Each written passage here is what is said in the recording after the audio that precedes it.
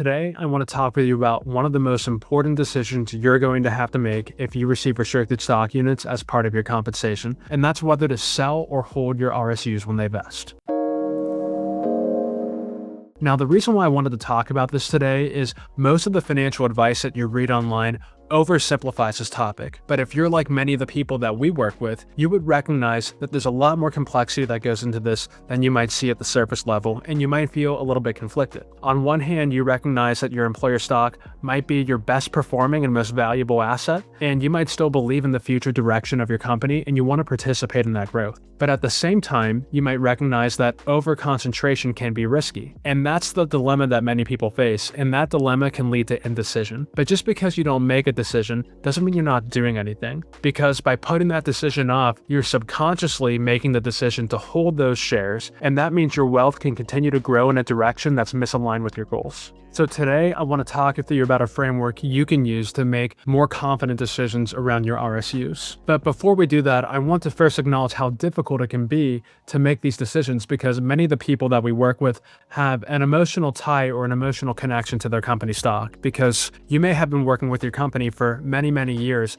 and that stock and its growth over time in your portfolio might be symbolic of the years of hard work and the contributions that you have made to the company's success. And so many of the people that we work with end up using that stock as sort of a measuring stick to measure career progress over time. But it's important to recognize one thing. That stock is merely a tool to help you pursue your financial goals. No more, no less. So it's not about growth and accumulation for its own sake. It's about using that stock in a way that aligns with where you want to go in the future. After all, if you've accumulated enough to do exactly what you want to do for the rest of your life, then why would you put that at risk by being over-concentrated? Because again, it's not about growth for its own sake. It's about what can that stock do for you? What can the value that you've accumulated do for you, and how can it help you pursue what you want to pursue? How do you know when you have enough? And how do you know when the right time is to sell or to hold, or how much you should be selling or holding? Over what time horizon do you see yourself taking that next step? Is this something that's very near term in the next 2 or 3 or 5 years? Or is this a little bit further down the road? Do you see yourself doing what you're doing now for a long time? Next, I want you to think about what other goals or milestones are important for you to hit along the way. Whether that's things like paying down a mortgage, or helping kids with school, or perhaps relocating or purchasing a vacation property. And I want you to think about your priorities. What are your needs and what are your wants? Now, these priorities and your goals can change and evolve over time, but it's really important that we get a sense for what your vision for your future looks like, because now with that information, we can start making financial decisions today. For example, we can look at your wealth today and we can look at how it's projected to grow in the future, and we can start to determine how much of that wealth is going to be needed for your core needs and how much of your wealth is in excess of that. So we might have 2 main buckets of wealth: your core capital versus your excess capital. And with your core capital, for your core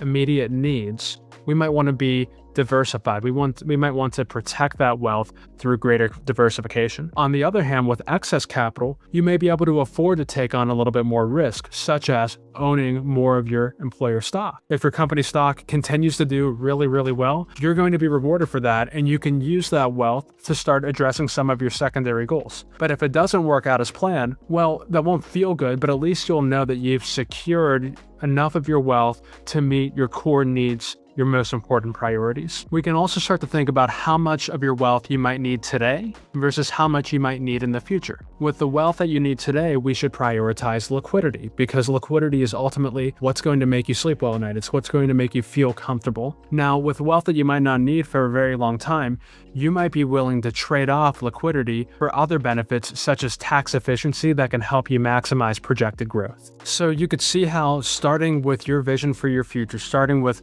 what you want to accomplish over the next period of time, and working backwards from there can help you make well-informed decisions around restricted stock units and other areas of your financial life. So now I want to take you through a couple of different examples that can show you how changes in these circumstances can mean changes in how you address your restricted stock. So the first example is not a real person, but it's based on real work that we do with people every single day. So I want you to meet Alex. Alex is a 36-year-old a senior engineer at a large technology company in Seattle. He's married with 2 kids, ages 4 and 6. They are a single income household. Alex's salary is $230,000, plus he expects to receive $600,000 in RSUs vesting over 4 years. His wife does not work. She stays at home with their 2 children. And the cost of living in Seattle is very high, so Alex and his wife are living paycheck to paycheck essentially, and then they look at their vested RSUs as the money that they can use for near-term saving and longer-term investing for their future. So let's take a look at, their assets and the wealth that they've accumulated thus far. Right now, they have $250,000 in employer stock. They have $300,000 in their 401k, and they have about $150,000 in cash. Alex is very bullish on the future of his company. He believes in the direction it's going in, and he wants to participate in that, but he wants to do that in a way that makes sense without putting his family in jeopardy. So that's what we're going to help him solve, and we're going to first start by reviewing Alex's goals, just like we did before. We're going to start by reviewing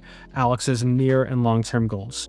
His most important priority is making sure that he and his spouse are on track for a successful retirement. And by that, to him, that means he can continue living the same lifestyle that he's accustomed to today in retirement. Granted, they do live in Seattle today, and they're both originally from Cleveland, and he plans on relocating to Cleveland. So that might mean that his costs of living would be lower in Cleveland compared to where he's living today in Seattle, but he wants to live the same lifestyle. It's not necessary for Alex to be able to retire very early. It'd be nice if he's in that position, but he's comfortable with planning on retirement at age 60. Another important goal for Alex is making sure that he's helping his kids get a head start with their college payments. He doesn't want to over contribute to college savings accounts, but he wants to make sure that his kids have a better start than he and his wife were able to have in that respect. So again, Alex is earning about $600,000 in RSUs, and they're vesting over 4 years, so that's about $150,000 per year. And he wants to understand how much of that he should be diversifying and how much of that he can afford to keep in his employer stock. So first, let's look at his wealth again, his wealth as it stands today. And you can consider his brokerage account and his 401k to be his,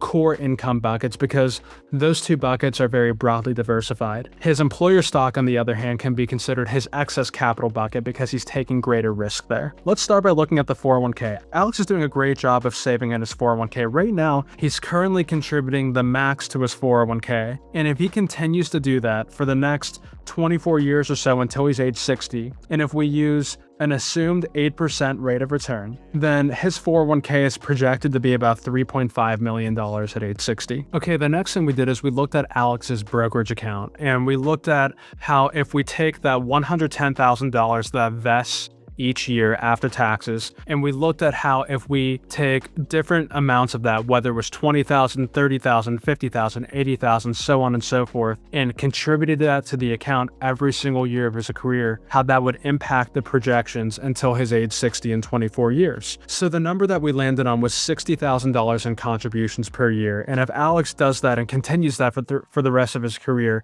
that account is projected to grow to $5.3 million if we assume the same 8% rate of return per year. And after we had an in-depth conversation with Alex around how different factors can influence the amount he might need for retirement, including inflation, including cost of living adjustments from moving from one location to another, including how priorities for spending might change. For example, he might need to spend less on babysitters, and he might want to spend more on travel when he's 60 compared to today. After reviewing all those factors, Alex feels very comfortable with targeting that amount of saving at age 60. In total, between his 401k and his brokerage account, he and his wife are projected to have almost $9 million to use to replace their income in retirement. So he feels he is adequately accounting for his needs as it relates to retirement. But now let's look at some of his other goals, including college savings for his children. Now, Alex doesn't want to overfund these college savings accounts because he doesn't want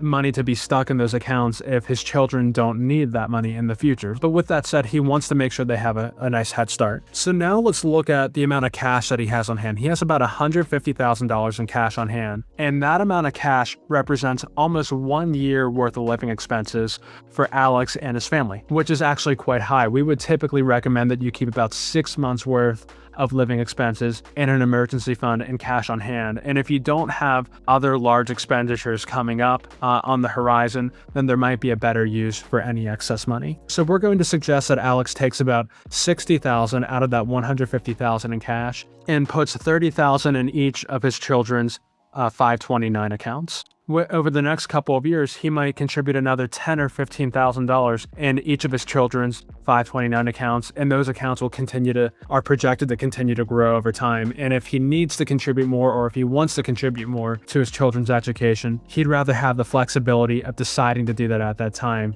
by taking from his brokerage account or from his employer stock. Okay, so Alex feels that he is working towards a very nice foundation for both his retirement and for helping his kids with college. And that means there will be about $30,000 to $50,000 each year that Alex can afford to keep invested in his company stock and allow that amount to continue to accumulate over time. And if his company stock does very well, Alex and his family can use that towards other goals, perhaps retiring sooner, perhaps considering buying a vacation home down south, a snowbird. But if his company doesn't perform the way he expects it to, he knows that he doesn't have to over-rely on that within his plan. Okay, next I'd like you to meet Rachel. Rachel is 51 years old and she's VP of product actually at the same company that Alex works at. And Rachel earns $400,000 a year in salary, plus she was granted $2 million in RSUs that will vest over the next 4 years. So about $500,000 invests per year, depending on the stock price. In terms of investment assets, Rachel has $1.8 million in her company stock. And there's an additional nuance here. Because Rachel's a corporate executive, she's required to hold a minimum amount of that stock, and that's equal to 2 times her base pay. So she has to hold $800,000 of her company stock. She also has $3 million in a brokerage account, which is invested in diversified stocks. She's $1.1 million in her 401k, and she's $500,000 in savings. So Rachel's priority is planning for retirement over the next 3 or 5 years. She would like to make that transition here relatively soon. She is in some of the highest tax years of her life right now, and to the extent she can, she wants to de-risk her portfolio in a way that is tax efficient if at all possible. So we're going to do that in 2 ways. Number 1, we're going to recommend that she sell and diversify her RSUs as they vest over time. And number 2, we're going to recommend that she sell her company stock and reduce that position from $1.8 million today to closer to $800,000, which is the minimum holding requirement that she has at her company. But the way that we go about pursuing that matters. So for example, let's take the RSUs that are vesting over time. When we diversify those, we wouldn't recommend that Rachel buy an index fund. On the other hand, we would recommend that Rachel employs a strategy that we call direct indexing. So within direct indexing, instead of buying an index fund, you're buying the individual companies that comprise that index fund. So you're still pursuing returns that mirror the underlying index, but by buying the individual stocks, you can take greater advantage of tax loss harvesting when any one of those stocks is down during a period of time. And so in that way, you can accumulate losses that can be used to offset the gains from selling that company stock that's already on your balance sheet. Rachel can take that a step further by using long-short direct indexing strategies where you use leverage to buy additional shares short and additional shares long. So those additional longs and shorts are meant to cancel each other out. So we're still pursuing returns that mirror the market, but we can generate even more losses because those shorts will be going down in value as the market goes up. So in that way, we can really accelerate the amount of losses that we're generating, and those losses can be used to offset even more of the gains from her company stock. Rachel can even continue to employ that over the next 3 or 5 years and store up losses that she can use to offset the remainder of the position that she's going to sell when she retires. So in that way, considering how we're diversifying can help Rachel reduce taxes and as a result, maximize potential growth over time.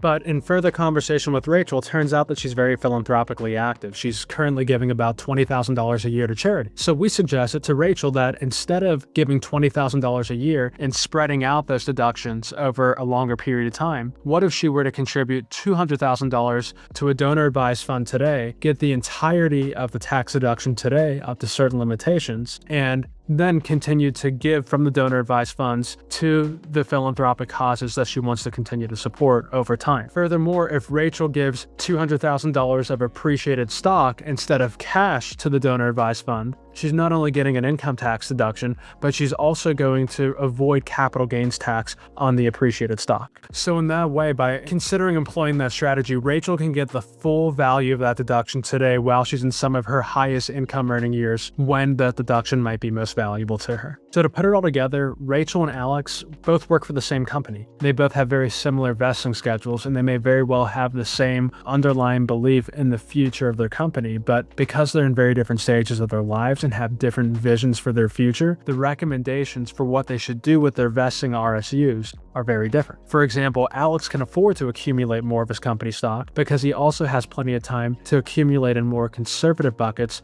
for his most important goals. Rachel, on the other hand, is going to be retiring very soon, so she can't afford to have a large concentration in her company stock. It's too risky. But by starting with their end goal in mind and by starting with their vision and working backwards today to figure out how to implement an alignment with that vision, both Rachel and Alex were able to more confidently make decisions on what to do with their vesting RSUs in a way that helps them maximize their wealth. Because remember, your RSUs are merely a tool to help you pursue your financial goals, no more, no less. It's not about how much you accumulate. It's about using what you've accumulated to help you get to where you want to go. So thanks so much for watching today. I hope you found this helpful. If any of what we talked about resonates and you'd like to speak with a professional, please visit us at our website at hapfinancial.com, and we'd be happy to have a conversation with you. Thanks again for watching.